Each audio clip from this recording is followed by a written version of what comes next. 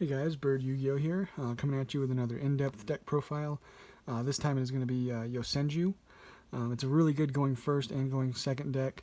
I prefer those types of decks where it doesn't really matter if you go first or second, you should be able to do something.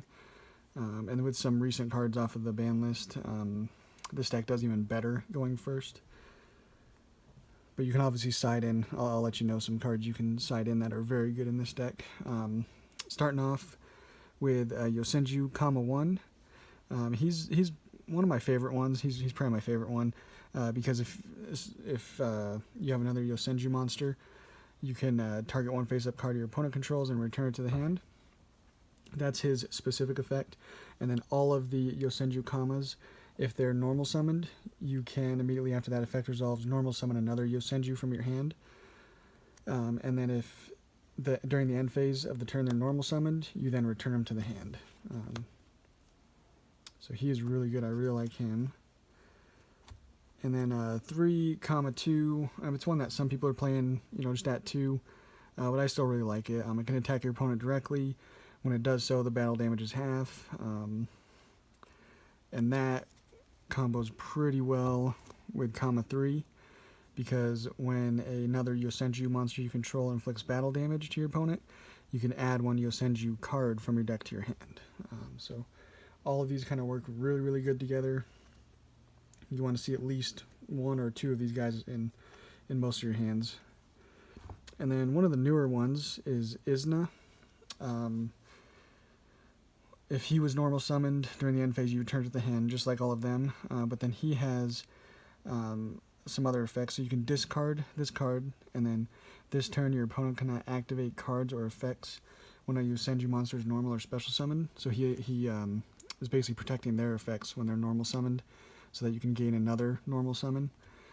And then if you control another Yosenju monster, you can draw 1 card. So really, really good draw power as well. Not much attack, it's only 800, but that doesn't matter too much. And then the last Yosenju monster we play is just 2 Sujik. These are all just the level 4 ones. You can go into rank 4 XCs pretty well. So this is one of those decks that's going to benefit from Master Rule 5 because you'll be able to make multiple XCs, if you have 4 of these in hand. But this guy, same thing. During the end phase, if he was normal summoned, you return to the hand. And then during either player's damage step, when a Yosenju battles an opponent's monster, you can discard this, and that monster gains 1,000 attack. And then its on-field effect is you can target one Yosenju monster on the field. It gains 1,000 attack until the end of this turn. So you can use it on him too to bump him up to 2,000. So that's an option. And then to make this deck a little more budget, I went with just 3 Effect Veiler. I would suggest playing Hand Trap. So if you got like 3 Ash Blossom, 3 Veiler, or one I did have, but I've noticed it's a little pricey right now. 3 Droll and Lockbird. I liked him because it's a wind type, and all of these are wind type. You'll see why that's important, but you're most of the time not going to be having this on board, so it doesn't really matter. So for this profile, we'll just play 3 Effect Veiler.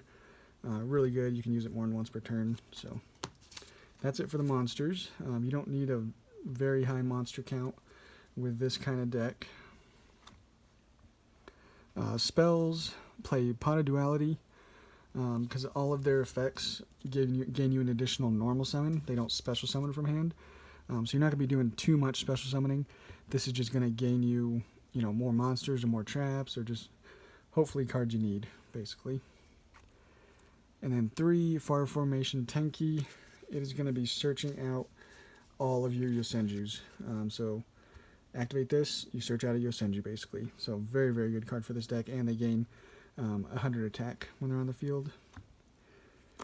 Dark Hole, because if you didn't notice, all of them, if they're normal summoned, which most of the time that's how you're going to get them on the field, they'll return to the hand during the end phase. So you'll have an empty board of monsters.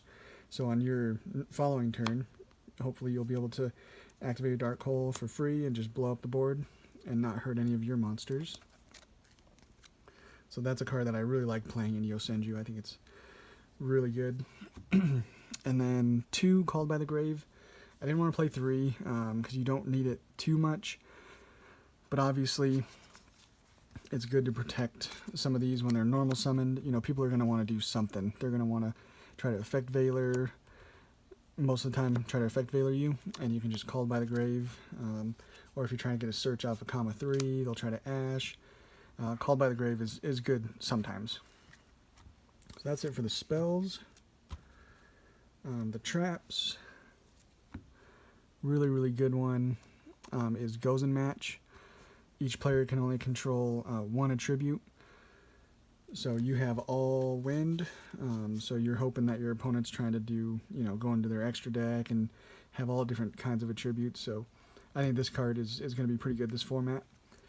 And it's not going to hurt you at all. So very, very good card. And then now, playing 3 Solemn Strike, 3 Solemn Warning, and 3 Solemn Judgment. Again, it's life points, but you're ideally going to just be negating everything your opponent does. And then on your following turn, normal summon, normal summon, normal summon, normal summoning out a bunch of Yosenjus, and then attacking a bunch, So having negates for their summons so that they don't have monsters on the board is going to be really, really nice. Or just, having a judgment to protect, some of your summons and the effects that they're going to be getting off will be really nice. So I love these in this deck. They're really, really nice. Some other options you could play. Torrential Tribute is really, really good. Lose One Turn is another card that's very good in this deck because you're just not special summoning very much, and you're usually not going to be having very many monsters on board. So Torrential Tribute, just blowing up the board, is nice too. So we still do play an extra deck, kind of just a toolbox. Play 2 Cowboy. You really don't need to right now. Once we get Master Rule 5, say you have comma 1 normal summon, normal summon, normal summon, and then normal summon. So you have four of them on board. You're gonna attack and then make 2 Cowboys for game. That's always something that was done back in the day. So that's an option. Obviously not right now, but I still have 2 in here. Mostly just because there's space and just for fun. Utopia Lightning. Sometimes if there's just a high attack monster that you need to get over, making this will help you out. Dugaris for getting you some draw power. Abyss Dweller, if you're playing a deck that it's going to really hurt, it might be nice to make that if you can. Baguska, sometimes again it'll just really hurt the deck you're playing, especially rogue decks. X-Ton, blow up the board.